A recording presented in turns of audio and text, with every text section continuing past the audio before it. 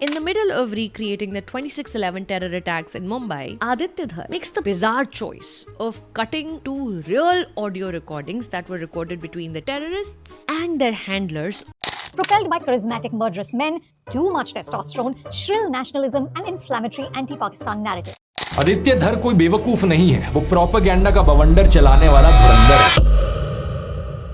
तो धुरंधर की रिलीज के बाद ये रिएक्शंस आना ऑनेस्टली कोई शौक की बात नहीं है। जब भी कोई फिल्म थोड़े अनकंफर्टेबल टॉपिक्स को टच करती है तो कुछ लोग नेचुरली अनईजी हो ही जाते हैं, लेकिन एक रिएक्शन ऐसा है ऑलमोस्ट गारंटीड ही था। पहले तो एक्स पे, उसके बाद एक डिटेल्ड वीडियो अपलोड की जाती है जिसमें धुरंधर को क्रिटिसाइज करने के नाम पे उसके ऊपर एक फिक्स्ड टैग चिपकाने की पूरी कोशिश की गई कि ये फिल्म एक प्रोपेगेंडा है। मैं वैसे तो कोई भी वीडियो बनाने के मूड में बिल्कुल नहीं था क्योंकि लास्ट वीक ही मेरा एक्सीडेंट हुआ था and I am kind of messed up in my own shit right now. लेकिन जब मैंने इसकी वीडियो पूरी देखी तो मुझे रियलाइज हुआ मैं अपेरेंटली मेंटली अनस्टेबल हूँ और अपनी लाइफ से फ्रस्ट्रेटेड भी, क्योंकि राठी जी के अकॉर्डिंग ऐसी फिल्म्स पसंद करने वाले लोग या तो दिमाग से पैदल होते हैं और या फिर तेरे नाम वाले राधे भैया होते हैं। Sorry.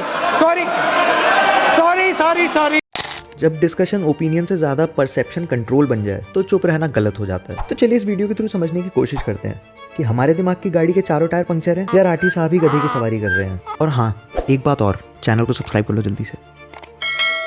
Let's get started.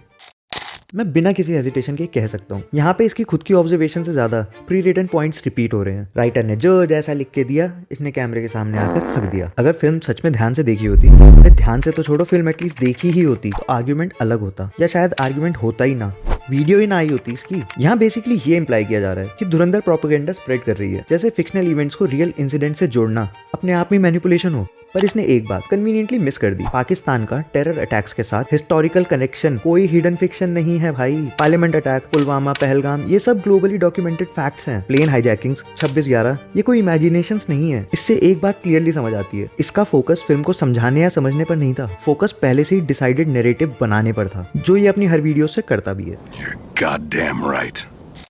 Story और बंगाल फाइल्स जैसी फिल्में इतनी खतरनाक साबित नहीं हुई क्योंकि वो बकवास फिल्में थी, लेकिन धुरंधर एक एंगेजिंग फिल्म है। ये फिल्म को क्लेवरली एंगेजिंग कहता है, लेकिन जानबूझकर अच्छी फिल्म कहने से अपने आप को दूर रखता है। ये एक बहुत ही कैलकुलेटेड मूव होता है। एंगेजिंग बोलकर ना तो आप ओपनली अप्रिसिएशन देते हो और ना ही क्लियर क्रिटिसिज्म, बस ऑडियंस को कंफ्यूजन में छोड़ देते हो, और शायद इसी को प्रोपेगेंडा कहा जाता है। ये अलग अलग कंसेप्ट्स को मिक्स करके एक सस्पिशियस इमेज पेंट करता है। प्रूफ के बिना डाउट क्रिएट करना आर्ग्यूमेंट नहीं होता, ये सिर्फ फ्रेमिंग होती है, जो धुरंधर से आदित्य धर ने तो बिल्कुल भी नहीं की, बट ध्रुव ने अपनी सो कॉल्ड भवंडर से जरूर किया है। और ये क्या बोल रहा था अजीत डोभाल के बारे में? अबे अगर पता नहीं है तो अपनी टीम से कह देता, लिख के दे देते उनके और उनके अचीवमेंट्स के बारे में, पढ़ तो लेता कम से कम, या अब पढ़ लियो। जिन 10 साल की फ्री सैलरी की बात है तू, उनमें से कितने टाइम वो कमीशन थे जरा वो जाके चेक कर ले, गूगल पे सबसे ऊपर ही लिख के आ जाएगा। सर्च करना तो आता होगा, दुनिया को प्रॉम्प्टिंग सिखा रहा है। से ये रियल इवेंट से इंस्पायर्ड फ्रॉम रियल इवेंट्स है, इंस्पायर्ड फ्रॉम रियल इवेंट्स होते। चुप कर बे कुत्ते। इस पर कुछ ज्यादा ही स्ट्रेस नहीं दे दिया भाई ने। ब्रह्मांड का सारा ज्ञान होते हुए इससे ये कैसे मिस हो गया कि सिनेमा के लिए ना तो ये कोई नई बात है और ना ही शॉकिंग। स्टोरीज हमेशा रियल दुनिया से एलिमेंट्स लेती हैं ताकि इम्पैक्ट ज्यादा रियल लगे। जब यही चीज बाकी फिल्म्स और सीरीज में होती है तो उसे क्रिएटिव लिबर्टी कहा जाता है। जब वही टेक्निक एक अनकंफर्टेबल सब्जेक्ट के साथ यूज हो तो उसे प्रोपेगेंडा बोल दिया जाता है। वाह।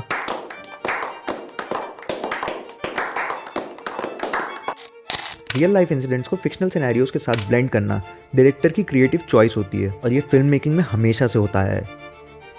ये सारी फिल्म्स जो भी आपको स्क्रीन पे दिख रही हैं कहीं ना कहीं रियल इवेंट से इंस्पिरेशन लेती हैं और उन्हें ड्रामेटाइज भी करती हैं। अगर धुरंधर प्रोपेगेंडा है तो फिर ये सारी फिल्म्स भी प्रोपेगेंडा हुई। गैंग्स ऑफ वसेपुर जैसी hyper violent films real incident से इंस्पायर्ड थी, लेकिन तब तो इस भाई ने नेटफ्लिक्स से पैसा खाकर उसकी तारीफों के पुल बांध दिए थे। तब वायलेंस से कोई प्रॉब्लम नहीं थी भाई को। पद्मावत के टाइम भी आर्ग्यूमेंट था, फिल्म पसंद नहीं है तो मत देखो, खुद अपनी फिल्म बना लो। तो भाई अगर एक मूवी हिस्ट्री को बिगाड़ सकती है तो जाओ तुम भी फिल्म डायरेक्शन का कोर्स करो, अपनी मूवी बनाओ, रिलीज करो, जो दिखाना है दिखाओ और सही कर लो अपनी हिस्ट्री।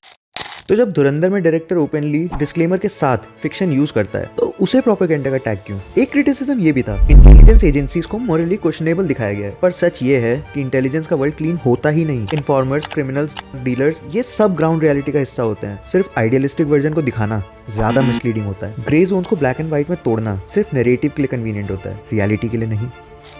तो फिल्म में विलन को पावरफुल और कॉन्फिडेंट दिखाया गया है, जिसे एक ग्लोरिफिकेशन कह रहा है। लेकिन स्टोरी टेलिंग में विलन को स्ट्रॉन्ग दिखाने का मतलब होता है कि हीरो के लिए रियल चैलेंज। अगर विलन ही वीक होता तो हीरो की विक्ट्री मीनिंगलेस हो जाती है। विलन इंटरेस्टिंग इसलिए होता है क्योंकि उस पर रूल्स की कोई बाउंड्रीज नहीं होती, जबकि हीरो रूल्स के अंडर ऑपरेट करता है। ये ड्रामा का एक स्ट्रक्चर होता है, प्रमोशन नहीं।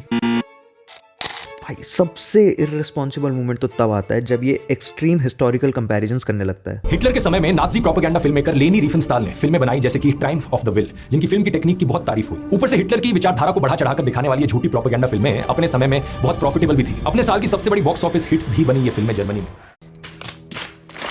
इंडिया जैसे डेमोक्रेटिक सेटअप को नाजी गवर्नमेंट से जोड़ना ना सिर्फ गलत है बल्कि मिसलीडिंग भी है। जर्मनी में बैठ के तुमको लगता होगा कि पीएम डिक्टेटरशिप कर रहे हैं, जो कि रियल में है नहीं। और अगर होता तो जो तुम मुंह फाड़ के अपनी वीडियोस में गू हकते हो वो तुम्हारे बस का ना होता। Fear based examples clarity create नहीं करते, सिर्फ इमोशनल रिएक्शंस ट्रिगर करते हैं। और जब ये इमोशंस डोमिनेट करते हैं, लॉजिक ऑटोमेटिकली पीछे चला जाता है। फिल्म को रिलीजन, हिंदुत्व या इस्लामिक रेडिकलाइजेशन से जोड़ना पूरी तरह फोर्स्ड है, जो फिल्म एक पल के लिए भी नहीं करती। ध्रुव, ये सिर्फ तुम कर रहे हो। धुरंधर मूवी में कोई भी मॉरल स्टिफनेस नहीं दिखाई जाती, जो प्रोपेगेंडा फिल्म्स का कोर होता है। फिल्म पाकिस्तान में सेट होने के बावजूद ना इस्लाम का मजाक बनाती है, ना पाकिस्तानी अवाम का। फीमेल कैरेक्टर्स को भी स्टीरियोटिपिकल तरीके से पोर्ट्रे बिल्कुल किया ही नहीं गया। पूरी फिल्म में ना तो कोई बुरखे में दिखता है और लड़कियां छोटे कपड़े पहन के लेट नाइट क्लबिंग भी कर रही है। तो कहाँ से ये फिल्म स्टीरियोटिपिकल हुई? कहाँ, किसने और कैसे किसके सेंटिमेंट्स हर्ट कर दिए? भाई पाकिस्तान के लोग तो उल्टा पायरेसी से डाउनलोड कर करके देखे जा रहे हैं और पेट यहाँ इसका दर्द हो रहा है। जो एक्चुअली स्क्रीन पर दिखाया गया वो तो इसने इग्नोर कर दिया और सिर्फ नैरेटिव इन्फ्लेट किए जा रहा है। काहे का इग्नोर? फिल्म देखी होती तो इग्नोर करेगा ना।